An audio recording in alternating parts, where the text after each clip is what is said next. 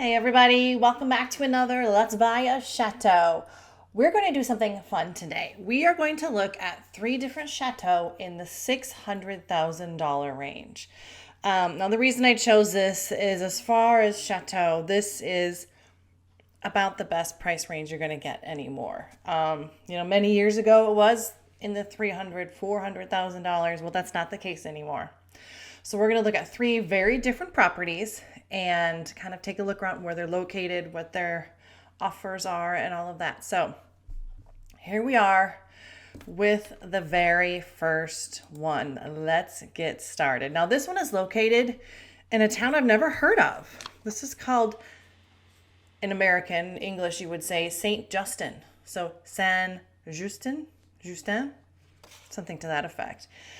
This one rings in at, when you convert it to US dollars, $629,000. And I love that beautiful tower there with all the ivy growing on it, which I know is terrible, and you should probably rip that off usually on the outside of your house.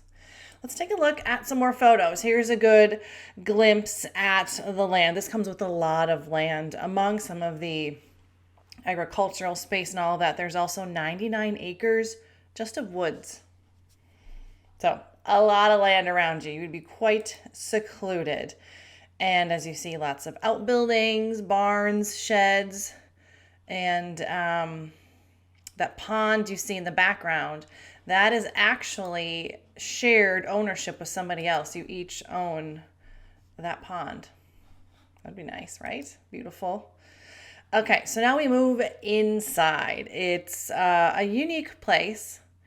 The chateau itself, approximately 800 meters squared, which is like 8,500 square feet. So this place is massive, and in total there are 19 bedrooms. Some beautiful fireplaces. I love the beams on the ceiling. I mean, some very authentic looking accents, which I love, and the stone floors are just beautiful. Here's another angle of a room that looks very similar to that one kind of living room, you could call it, type area with the beams, those beautiful wood floors, the stone walls that are exposed. And here's another more finished off room with the wallpaper. Love the chandeliers in every room. You just get little bits of it. Here is a picture of that lake. They called it a body of water. Lake, pond, whatever you want to call it, but it has shared ownership. And it also comes with, I believe it said 1 acre of grapes, winery growing. So you could make your own wine, or at least try to. So that is our first chateau. Let's take a look at where this one was located to give you an idea. Okay, so here we are, zoomed out to the entire country of France. You can see it a little better there. Forget the heart. That's not where it is. I don't know how to get that off my Google Maps.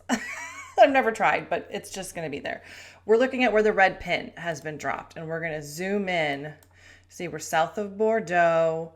We are west of Toulouse, near the town of Roquefort, known for its cheese, that town with the red outline around it. That's what we're looking at. So that is where this place is located. Very much the southwest of France. All right, let's take a look at Chateau. Let's close that one out. Let's take a look at the next one.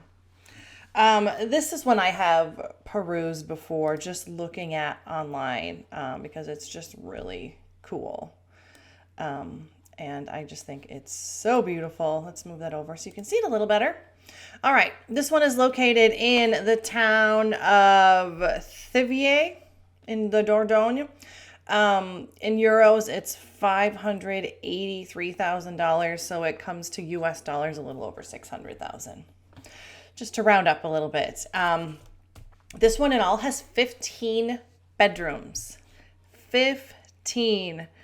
And you arrive at this chateau after driving on, here's kind of an exterior picture. One of these roads, I think it's the one off to the side. It's actually a 2/3 long mile private driveway. Only accessible to the chateau and its outbuildings. Isn't that just like the dream to pull up to your chateau and see that? So that's pretty special. Okay, so here we go. We got a lovely gate as you enter. Sweeping views of the Dordogne countryside. I mean, it doesn't get any better than that. And that door is amazing. This chateau is from the 16th century, so I imagine these are a lot of the original details. Some part of the roof has been replaced. The zinc and what they call the witch's hat has had some work done. So that's nice. So we take a look now inside. And this is something that I haven't really seen before. The wall detail. Bookshelves, perhaps? Just lots of shelves. There's a lot, but really just a beautiful place. I love the paneling. Painted nice. I mean, it's just a really sweet place. So, needs a little bit of love here and there, but it seems to be, you know, when you look at it, in okay shape. Nothing super major. The walls aren't falling down, at least not here. Some interesting wallpaper choices through the years, right? Here's one of those tower stairs that are very small. Okay, so that is number 2. Let's take a look at, if you are interested in this one, where this one is located. I'm going to pull up the map here, and you see where the pin is on the country of France. So we're also in the western half of the state or the country. So let's zoom in a little bit and give you a better idea of where it's located. Here it is. Here's Limoges up on the top of your screen. Limoges, Angoulême, the city we're looking at, the village that it's near. They don't always say exactly where they're located. Usually it's just outside. But where we're looking has the red line around it, the kind of the circle. That's the town that we're looking at. So that's Chateau number 2. Shall we move on to number 3? Something else you can get for the $600,000 range in France. This one's different. This one is different than the last 2 very much. And that's what I like about it is everything's a very unique, different style. So this one is located in the town I've also never heard of called, in English, American, you would just say Vic Fenesac, but I bet in French it's very like Vic Veni Fezensac.